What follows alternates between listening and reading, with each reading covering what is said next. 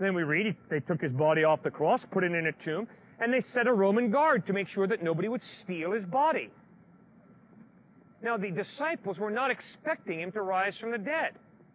They were scared, they didn't understand, and they were deserting Christ.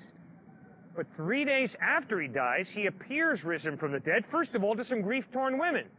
Now, I'm impressed with that, because a first-century Jewish male would never have a Jewish woman be his eyewitness in order to gain credibility, because sexism was pathetic in that culture, and women were viewed as chattel. It was horrible. But the record is, Christ first appeared to some grief-torn women. Then he appeared to the apostles. But there was one guy who could have been on the faculty here at UT. His name was Thomas.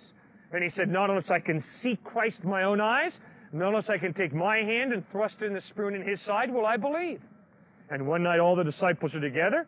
Thomas is there. Suddenly Christ stands among them, walks right up to Thomas and says, my man right here, take your hands, put in the nail prints in my hands, take your hand and thrust in the spoon in my side. And Thomas stopped doubting and believed.